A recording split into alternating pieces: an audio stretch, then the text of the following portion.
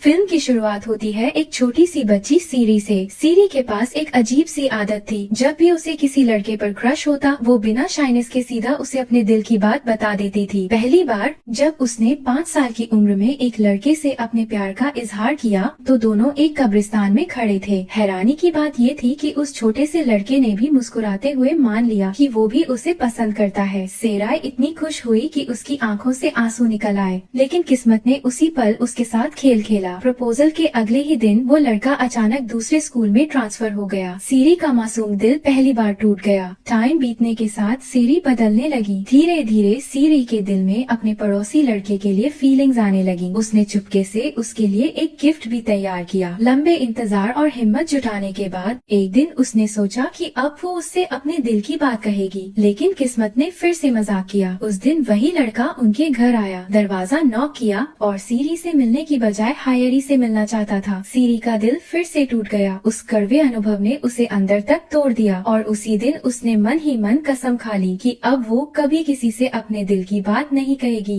लेकिन ये वादा ज्यादा देर नहीं टिक पाया। एक दिन सेराय समुद्र किनारे बीच पर गई और वहीं उसकी मुलाकात हुई किम ह्यून से। उसका ग्रेसफुल बॉडी और उसका अंदाजा वेव्स की तरह स्मूथ था। सेराय उसे देखते ही अपना दिल हार बैठी। अगले दिन जब किम ह्यून स्कूल आया तो पूरे स्कूल में हलचल मच गई। ऑलमोस्ट आधे स्टूडेंट्स का क्रश उसी पर हो गया। लेकिन सबको सबसे बड़ा शौक तब लगा जब किम ह्यून ने भीड़ में से सीधे हाथ हिलाकर सीरी को वेव किया। प्लेग्राउंड में खड़े सब स्टूडेंट्स की नजरें उसी पर टिक गईं। उसके दोस्तों बैक सेओंग, सोल जी और गो इन जोंग ने हैरानी से सेरी की तरफ देखा। सीरी शर्माते हुए बताती है कि वो कल ही बीच पर किम ह्यून से मिली थी। उस मुलाकात में किम ह्यून ने उससे बात की थी क्योंकि उसे लगता था कि वो बीच सिर्फ उसी का सीक्रेट प्लेस है। लेकिन जब उसने वहाँ सीरी को देखा तो उसे पता चला कि ये जगह सीराय की भी गुप्त जगह थी, यानी उनकी मुलाकात किस्मत से हुई थी। उसके बाद सीरी अपने दोस्तों के साथ मॉक एग्जाम की रैंकिंग देखने जाती है। रिजल्ट में किम ह्यून का नाम टॉप 100 में आता है। इसी वजह से उसे परमिशन मिलती है नाइट स्टडी हॉल में पढ़ाई करने की। स्कूल में एक मशहूर रूमर थी कि अगर कोई नाइट स्टडी हॉल में किसी से अपने दिल की बात कन्फेस करे तो उसका प्यार जरूर सक्सेसफुल होता है। ये सुनकर सेरी का दिल उदास हो गया क्योंकि उसके अपने ग्रेड्स इतने अच्छे नहीं थे कि वो नाइट स्टडी हॉल में जा सके। लेकिन उसके दिल में कहीं न कहीं ये उम्मीद जरूर थी कि शायद किस्मत इस बार उससे क्रूर मजाक नहीं करेगी। रिसेस के दौरान सीरी और उसकी सहेलियां किम ह्यून को बास्केटबॉल खेलते हुए देख रही होती हैं। कोर्ट पर खेलते समय किम ह्यून लड़कियों के बीच घिरा रहता है और सबकी नजरें उसी पर टिकी होती हैं। ये देखकर सीरी सोचती है कि अगर उसे अलग दिखना है तो उसे कुछ खास करना होगा।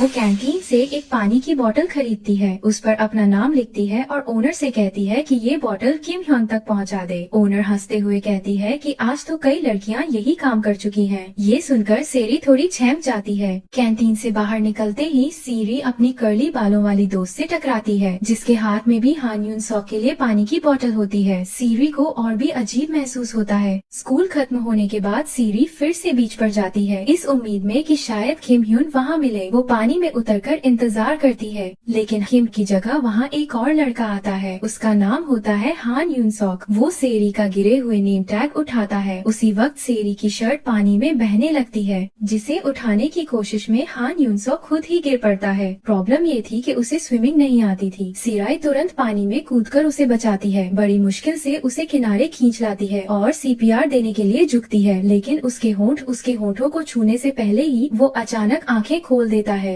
सीरी गुस्से और शर्म से भरकर उसे डांट देती है, फिर भी अंदर ही अंदर उसे राहत मिलती है कि वो सुरक्षित है। अगले ही दिन वही लड़का यानी हान यून सॉक सीरी के स्कूल और उसकी क्लास में ट्रांसफर होकर आ जाता है। उसके पैर में उस इंसिडेंट की वजह से कास्ट चढ़ा हुआ होता है। दोनों तुरंत एक दूसरे को पहचान लेते हैं। टीचर पूरी क्लास को इंट्रोड्यूस कराते हैं और बताते हैं कि हान यून सॉक उम्र में उनसे बड़ा है। सेराय पूरे उत्साह और अपनापन के साथ उसका स्वागत करती है, लेकिन हान यून सॉक कोल्ड फेस बनाए रहता है और बहुत कम बोलता है।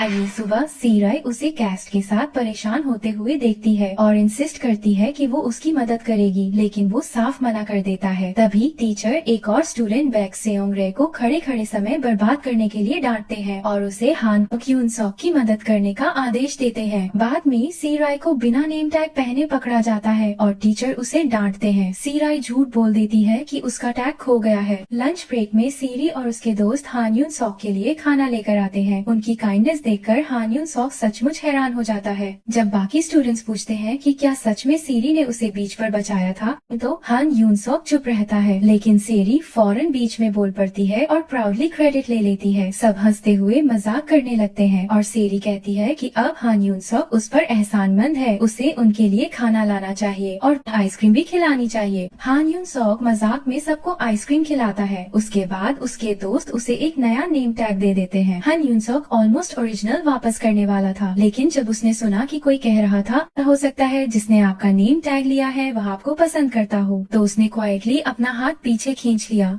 मीनवाइल सीरी फिर से इंसिस्ट करती है कि उसका दिल सिर्फ किम के लिए है। आई लाइक हिम, किसी और के लिए कोई जगह नहीं है। जैसे ही वो अपनी बात पूरी करती है, अचानक एक गेंद उसकी तरफ उड़ती हुई आती है। उसके ठीक पीछे खड़ा होता है किम ह्यून, जो सीधे उसकी ओर बढ़ रहा होता है। असल में वो बॉल कीवू ने गलती से सेराई की तरफ मार दी थी। उसने तुरंत माफी मांगी और चिंता जताई। उसके दोस्तों ने तुरंत टीजिंग शुरू कर दी। कहते हैं कि कीवू ने जानबूझकर ऐसा किया होगा ताकि सीरी से बात करने का मौका मिल सके, लेकिन हान यून सॉक को ये मजाक बिल्कुल भी पसंद नहीं आता। क्लासरूम में वापस आने के बाद सीरी की सहेलियां उसे बताती हैं कि गो इंजियोंग के बाल फिर से बिल्कुल स्ट्रेट हो गए हैं। ये सुनकर सीरी चौंक जाती है और अगले क्लासरूम में दौड़कर देखने पहुंचती है और ये सच था, वो वही चीज थी जिसका उसने हमेशा सपना देखा था। जब सेराई पूछती है तो पता चलता है कि गो इंजियोंग ने सोल के मशहूर जांगमी मैजिक स्ट्रेट पंप सैलून में 2 लाख वॉन खर्च करके अपने बाल स्ट्रेटन करवाए हैं। ये सुनकर सेराई की आंखों में जिज्ञासा और उम्मीद दोनों भर जाती है। सेराई अपनी फ्रेंड्स के साथ उसी सैलून जाने का प्लान बनाती है। सैलून ओनर जांगमी ने सेराई को भरोसा दिलाया कि उसके घुंघराले बाल भी आसानी से बदल सकते हैं, लेकिन घर लौटकर जब सेराई ने अपनी सारी सेविंग्स निकाली तो उसे समझ आया कि पैसे बिल्कुल भी पर्याप्त नहीं हैं। दिल टूटे हुए वो सैलून के बाहर खड़ी होकर सोच ही रही थी कि तभी उसने सुना हान यून सॉक जांगमी को मॉम कहकर बुला रहा था। सेराई के दिमाग में अचानक एक अजीब सा आइडिया आया। अगले दिन स्कूल के बाद उसने सैलून के ठीक बाहर हान यून सॉक से टकराने का नाटक किया और कैजुअली पूछ लिया कि वो वहाँ क्या कर रहा है। हान यून सॉक ने साफ बता दिया कि ये सैलून उसकी माँ का है। सीरी बिना देर किए अंदर भागी और खुद को उसकी क्लोज फ्रेंड बताते हुए जांगमी से बोली कि उसने तो हान यून सॉक की जान बीच पर बचाई थी। उसने वादा किया कि स्कूल में वो हमेशा हान यून सॉक का ख्याल रखेगी। बदले में उसने इशारा दिया कि उसका सपना है कि उसके बाल भी स्ट्रेट हों। जांगमी मुस्कुराई और मान गई, लेकिन एक शर्त पर कि ट्रीटमेंट तभी होगा जब हान यून सॉक का प्लास्टर उतर जाएगा। उस दिन से सीरी हान यून सॉक की हर तरह से मदद करने लगती है। वो उसे घर तक छोड़ती, स्कूल लाती तथा उसकी हर जरूरत में साथ खड़ी रहती। यहाँ तक कि सैलून के प्रमोशन के लिए पैम्फलेट्स बांटने में भी हान यून सॉक की माँ की मदद करने लगी। एक दिन अचानक बारिश शुरू हो गई। सीरी हान यून सॉक को लेकर अपने पिता हांगिल के स्टोरेज यूनिट में चली गई। वहाँ उसने उसे अपने पिता के कपड़े पहनने को दिए। स्टोरेज में कॉमिक बुक्स का ढेर लगा था। जब सीरी ने पूछा कि क्या उसे पढ़ना पसंद है तो ये जानकर उसे हैरानी हुई कि हान यून सॉक ने कभी कॉमिक्स पढ़ी ही नहीं थी।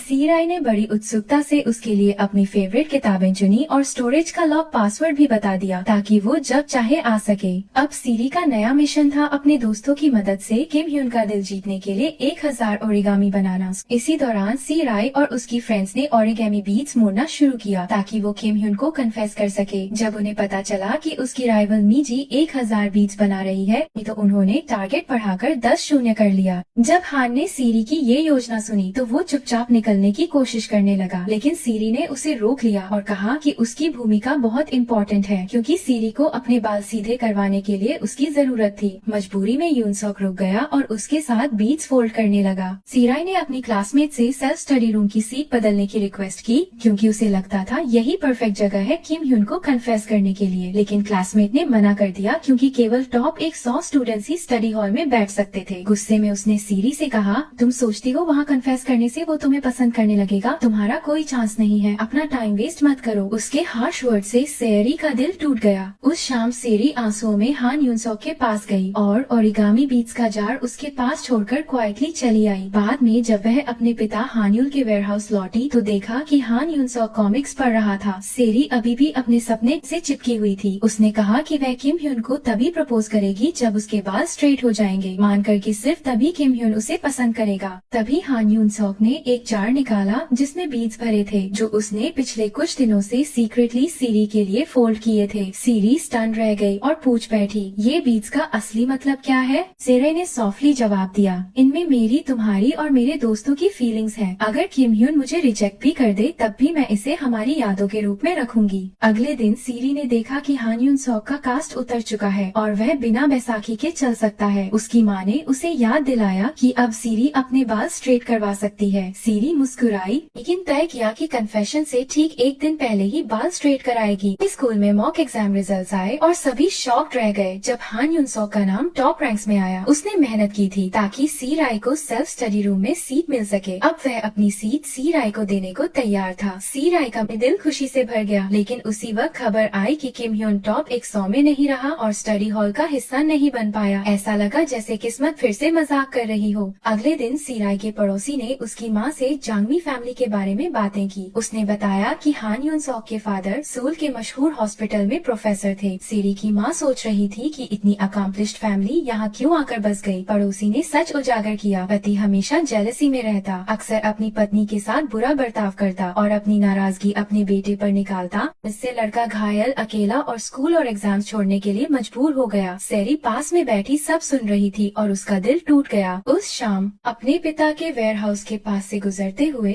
सैरी ने देखा कि अंदर लाइट जल रही है। अंदर उसने देखा कि उसके पिता हान यून के साथ इंस्टेंट नूडल्स शेयर कर रहे थे। उसके पिता ने हान को एक डिस्पोजेबल कैमरा भी दिया और कहा कि और भी कई अंदर हैं, जब चाहे यूज कर सकता है। अगले दिन स्कूल में सैरी ने अपकमिंग पिकनिक का पोस्टर देखा। तुरंत उसके दिमाग में यह आइडिया आया कि यही परफेक्ट चांस है किम को कन्फेस करने का। जब वो अपनी फ्रेंड्स के साथ प्लान डिस्कस कर रही थी तभी किम वहाँ से गुजरा। हमेशा की तरह उसने सैरी की तरफ हाथ हिलाया और उसका दिल फिर से झूम उठा। जिम क्लास के दौरान सभी ने थ्रोबॉल गेम के लिए जोड़ी बनाई। एक लड़की जल्दी से किम के साथ हो गई, जिससे सैरी को हान के साथ टीम बनानी पड़ी। खेल टेंस हो गया। किम ने ब्लू टीम को टारगेट किया में और सैरी लगभग चोट खा ही रही थी, लेकिन हैन ने बार बार उसे बचाया। फिर एक रेकलेसनेस प्यार के पल में सैरी खुद को बॉल के सामने फेंक दिया ताकि किम को बचा सके और इस कृत्य ने हैन को बिटरली निराश कर दिया। उस शाम सैरी को किम हायन से एक वॉइस मैसेज मिला जिसमें उसने गेम के दौरान उसे बचाने के लिए धन्यवाद कहा। सैरी अत्यंत खुश हुई, लेकिन कुछ ही पलों बाद एक और मैसेज आया, इस बार हान यून से। उसकी आवाज चिंता से भरी थी। उसने पूछा कि क्या वह घायल तो नहीं और उसे जिद्दी न होने की सलाह दी। साथ ही जल्दी ठीक होने के लिए ऑइंटमेंट खरीदने के लिए कहा। बाद में वह सैलून गई जहां हान यून सुक की मां ने उसे सैरी के बाल धोने के लिए कहा। दोनों ही सिचुएशन की निकटता में ऑकवर्ड महसूस कर रहे थे। जब हान यून गलती से कंडीशनर शैम्पू से पहले लगा देता है, उसकी माँ कंफ्यूज्ड होकर उसकी तरफ देखती है। हान यून को पता था कि ऐसा उसने कभी नहीं किया। वह तुरंत माफी मांगकर निकल जाता है और सैरी को उसके फीलिंग्स पर शक होने लगता है। स्कूल पिकनिक का दिन आ गया। जैसे ही बस भरती है, सैरी सीधे ग्लॉसी हेयर के साथ कदम रखती है, जिससे सभी स्टन रह जाते हैं। पीछे बैठा हान यून क्वाइटली देख रहा था। उसका मूड डार्क था। पिकनिक साइट पर सैरी ध्यान से अपने जार में रखे पेपर बीड्स किम के सीट पर रख देती है। उसी रात ग्रुप ने उसके कन्फेशन के लिए एक स्पेशल स्पॉट डेकोरेट किया। एरोस की गाइडेंस से किम वहाँ पहुँचता है। सरप्राइज होकर पाता है कि सिर्फ सैरी ही वहाँ इंतजार कर रही है। वह उसकी स्ट्रेट हेयर की तारीफ करता है, जार में रखे बीड्स को एडमायर करता है और उसे फिर से धन्यवाद देता है कि उसने उसे बचाया। फिर किम ने उस दिन की बीच का जिक्र किया, कहते हुए कि उस जगह के बारे में सिर्फ दोनों ही जानते थे। सैरी का दिल ठहर सा गया। उसे पता ही नहीं था कि हान भी वहाँ पीछे खड़ा था। उसी पल उसने देखा कि हान क्वाइटली जाने की तरफ मुड़ रहा है। सैरी का दिल कस गया और उसे सब कुछ साफ समझ में आ गया। उसने किम की तरफ देखा और कन्फेस किया, मैं तुम्हें बहुत पसंद करती हूँ और आज रात मैं तुम्हें यहाँ लाकर कन्फेस करने आई थी, लेकिन जब मैं बोलने वाली थी तो मैं किसी और के बारे में सोचती रही। मुझे लगा कि मुझे किसी की नजर में अच्छा दिखने के लिए खुद को बदलना पड़ेगा। सैरी ग्रुप के पास लौट आई। उसके दोस्तों को जानने की बेसब्री थी कि क्या उसका कन्फेशन सफल हुआ, लेकिन उसने कोई जवाब नहीं दिया। उसकी आंखें चुपचाप हान यून को फॉलो कर रही थी।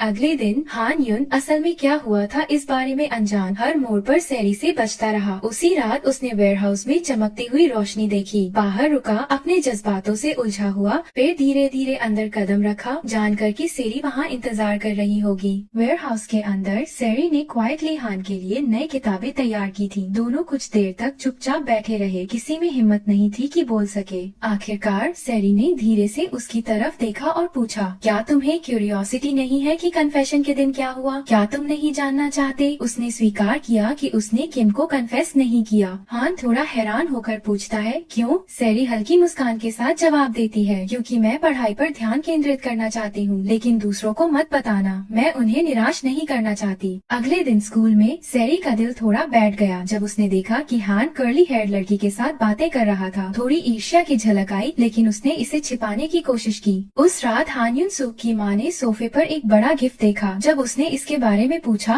तो हान ने बताया कि सैरी ने उसे बहुत बड़ा गिफ्ट खरीदने के लिए कहा था। उसने अपनी माँ को यह भी बताया कि वो अगले साल यूनिवर्सिटी एंट्रेंस एग्जाम देना चाहता है। माँ हैरान हुई और याद दिलाई कि उसने कभी कहा था कि वह इसे देने से बेहतर है कि मर जाए। कुछ ही देर बाद हान युन सैरी के घर आया और वह ओवरसाइज्ड गिफ्ट लाया जो सैरी ने मांगा था। जब वह जाने लगा, सैरी ने अचानक उसे रोका और पूछा कि क्या वह कर्ली हेयर लड़की के करीब है। बिना किसी हिचकिचाहट के हान ने भरोसा दिलाया कि ऐसा नहीं है, वे केवल पुराने स्कूल फेलोज हैं। फिर उसे एग्जाम के लिए शुभकामनाएं देते हुए वह चला गया। अंत में एंट्रेंस एग्जाम का दिन आ गया। अगले दिन एग्जाम के लिए शुभकामनाएं देने वालों में से सैरी को एक खास सरप्राइज मिला, एक जायंट बेयर मैस्कॉट जो उसके एग्जाम्स के लिए शुभकामना दे रहा था। जब कॉस्ट्यूम हटाया गया तो सामने कोई और नहीं बल्कि हान था। सैरी का दिल खुशी और गर्मजोशी से भर गया क्योंकि हान ने यह खास उसके लिए किया था। आगे के दिनों में रिजल्ट्स का इंतजार करते हुए सैरी का ग्रुप स्पाइसी राइस केक्स खाने के लिए इकट्ठा हुआ, लेकिन सैरी ने माफी मांगकर कहा कि उसे अपनी माँ की मदद करनी है। हान ने भी कहा कि उसे घर पर कुछ एरंड्स करने हैं। संदेह से भरे ग्रुप ने उनका पीछा किया। उनकी आंखों के सामने ऐसा नजारा आया कि वे लगभग विश्वास नहीं कर पाए। सैरी और हान सीक्रेटली मिलकर बातें कर रहे थे।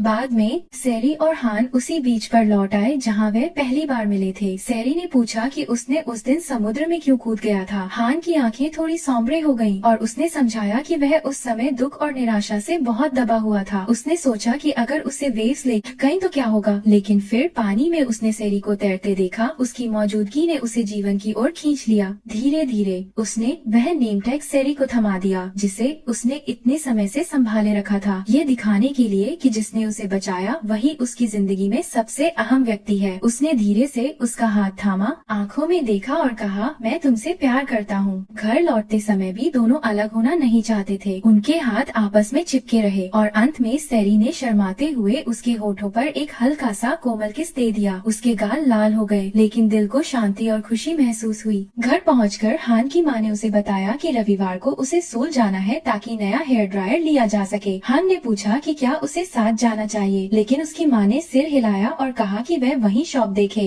अगले दिन सैरी ने परिवार के साथ पिकनिक रखा था। जाने से पहले उसने हान को फोन किया। बातचीत के दौरान वह बार बार उसे याद दिलाती रही कि रविवार ही उनका प्रॉमिस डेट है। इसके ठीक बाद सैरी ने अपनी क्लोज ग्रुप ऑफ फ्रेंड्स को बुलाया। उसने उनसे कहा कि वे बीच पर उसकी बड़ी कन्फेशन की तैयारी में मदद करें। आखिरकार वह खास रविवार आ गया। जब ग्रुप लोकेशन को सजाने में व्यस्त था, सैरी और हान पहले ही वहाँ पहुँच चुके थे। यह देखकर सभी जल्दी से अपनी असाइंड पोजीशंस में खड़े हो गए। प्लान के अनुसार थोड़ी दूरी पर खड़ी सैरी ने अपने दोस्तों को रुकने का इशारा किया, लेकिन उन्होंने उसका मतलब नहीं समझा। उसी समय हान युन को किसी का टेक्स्ट मैसेज आया। उसने कहा कि उसे फोन कॉल करने के लिए अलग जाना पड़ेगा, लेकिन जब उसने मैसेज देखा उसका चेहरा गंभीर हो गया। उसकी माँ अस्पताल में भर्ती थी। सैरी से माफी मांगते हुए वह तुरंत सोल की ओर भागा। अस्पताल पहुंचकर हान ने देखा कि उसकी माँ बेहोश और कोमा में थी और उसके पिता उनके पास ठंडी नजरों से खड़े थे। उसके पिता ने दावा किया कि माँ स्टेयर्स से गिर गई थी, लेकिन चिंता दिखाने की बजाय उन्होंने माँ को दोषी ठहराया, कहते हुए कि उसने हान की पढ़ाई बर्बाद की और एक माँ के रूप में फेल हुई। हान ने अपने फिस्ट्स कस लिए। उसे पूरा भरोसा था कि उसके पिता झूठ बोल रहे थे। वह यकीन कर चुका था कि उसकी माँ को धक्का दिया गया था। हान के पिता ने उसकी गुस्से की परवाह नहीं की और उसे घर जाने का आदेश दिया। कुछ दिन बीत गए और कोई भी हान तक पहुंच नहीं पाया। जब सैरी और उसके दोस्तों ने उसका घर देखा तो उन्होंने पाया कि शॉप की शटर बंद थी और क्लोज्ड का बोर्ड लगा हुआ था। कंफ्यूज्ड और वरीड होकर सैरी को याद आया कि उसके पिता सोल नेशनल यूनिवर्सिटी हॉस्पिटल में प्रोफेसर हैं। हताश होकर वह बस लेकर शहर की ओर चली गई। हॉस्पिटल पहुंचकर उसने हान के बारे में पूछा। उसे उस कमरे की ओर भेजा गया जहां उसने एक चिलिंग बातचीत सुन ली। हान अपनी माँ से कह रहा था कि उसकी आंट चाहती है कि वह और उसकी माँ यूएस चले जाएं ताकि उसके पिता के डोमेस्टिक वायलेंस से बच सके। अगर वह फिर घर लौटेंगे तो कभी भी उसके पिता की पकड़ से नहीं बच पाएंगे। लेकिन हान चाहता है कि वे बुसान में अपनी पुरानी जिंदगी में लौटें। वह चाहता है कि उनकी जिंदगी शांतिपूर्ण हो और पिता की डर और कंट्रोल से दूर रहे। आंसू माँ और बेटे दोनों के चेहरे पर बह रहे थे। दरवाजे के बाहर खड़ी सैरी हर बात सुन रही थी। उसका चेस्ट डर से टाइट हो गया। उस रात सैरी ने पब्लिक फोन डायल किया। जब हान की आवाज आई तो वह ठिठक गई और फिर दिल तोड़ देने वाले शब्द उसके होंठों से निकल गए। उसने हान के लिए अपने सारे फीलिंग्स डिनाई कर दिए। सैरी की आवाज अब फोन में कांप रही थी जब उसने यह शब्द जबरदस्ती निकाले। उस रात सैरी लगातार रोई, यह जानते हुए कि शायद यह आखिरी मौका है जब वह उस लड़के से बात कर रही थी जिसे वह सच में प्यार करती थी। कुछ दिनों बाद स्कूल में ग्रेजुएशन सेरेमनी हुई। सैरी ने अपने होमरूम टीचर की सरप्राइज के बावजूद ऑनर्स के साथ ग्रेजुएट किया, लेकिन जैसे ही वह फोटोग्राफ के लिए स्माइल कर रही थी और सर्टिफिकेट पकड़ रही थी, उसका दिल भारी था। अपने क्लास के ईयरबुक पिक्चर्स देखकर उसका हान के लिए लॉन्गिंग और भी गहरा हो गया। मेमोरीज का वेट सहना मुश्किल हो गया तो सैरी वेयर हाउस चली गई, वह जगह जहाँ उनके सभी शेयर्ड मोमेंट्स जैसे समय में फ्रोजन थे। एक बुक शेल्फ पर सैरी ने एक नोटबुक देखा जो हान युन ने पीछे छोड़ रखा था। इसके कवर पर उसकी हैंड राइटिंग में लिखा था लव क्रॉनिकल। अंदर उसने फोटो के बाद फोटो देखे। एक समय उसने उसका नेम टैग ऐसे पकड़ा था जैसे यह उसकी लाइफ लाइन हो, लेकिन अब उसकी जरूरत नहीं थी क्योंकि सैरी का नाम, उसकी मौजूदगी उसके दिल में हमेशा के लिए कार्व्ड हो चुकी थी। सैरी ने नोटबुक के हर पेज को पलटा और उसकी आंखों से आंसू बह निकले। एक खूबसूरत प्यार उसके सामने खुला, फिर भी लगता था जैसे बहुत दूर है, बस पहुंच से बाहर। स्कूल में उसके सभी फ्रेंड्स चाहते थे कि सैरी खुश रहे, इसलिए उन्होंने उसके लिए एक ब्लाइंड डेट प्लान किया, लेकिन सैरी मना कर देती है और उसके बजाय बीच चली जाती है। बीच पर निराशा में घूमते हुए उसे ब्लाइंड डेट वाले लड़के का कॉल आता है। वह उसे बताती है कि वह ठीक नहीं है, इसलिए डेट पर नहीं आ सकती, लेकिन वह शॉक हो जाती है जब लड़का कहता है तुम तो मुझे बिल्कुल ठीक लग रही हो। और तभी जैसे ही वह कॉम्प्रिहेंड कर पाती, पीछे से एक पहचानने वाली आवाज ने उसका नाम लिया। उसने मुड़कर देखा और वहीं था हान, रेत पर खड़ा। डिसबिलीफ जल्दी ही रिलीफ में बदल गया। सैरी दौड़ी और अपने हाथ उसके चारों ओर लपेट दिए, रोते हुए माफी मांगते हुए। उसने कन्फेस किया कि उसने झूठ बोला था। उसने जो कठोर शब्द कहे थे उनका कभी मतलब नहीं था। उसने कभी भी उसे भूलना नहीं छोड़ा, कभी भी उसे प्यार करना बंद नहीं किया। हैन ने समझ लिया। शांत आंखों से उसने अपने बैग में हाथ डाला और एक जार निकाला जो पेपर बीट से भरा था। उसने बताया कि हर बीट उसकी एक मेमोरी का प्रतीक है, एक ऐसा पल जो उसने कभी भूलना नहीं चाहा। आंसू उनके विजन को ब्लर कर रहे थे, लेकिन दोनों एक दूसरे से चिपके रहे, इमोशन से ओवरवेल्म्ड। उनके फ्रेंड्स जो पास ही छिपे हुए थे बाहर निकले, चीयरिंग करते हुए इस खूबसूरत जोड़े के रियूनियन का सेलिब्रेशन किया। अब किसी पब्लिक कन्फेशन की जरूरत नहीं थी, कोई बड़ा स्टेज नहीं। जो उन्हें जोड़ रहा था वह कहीं बड़ा और मजबूत था, उनके दिलों की सच्चाई अनशेकन और इंडिस्क्राइबेबल। और इस तरह उनका प्यार एक नई शुरुआत की ओर बढ़ा और मूवी यहीं खत्म होती है। Thank you for watching.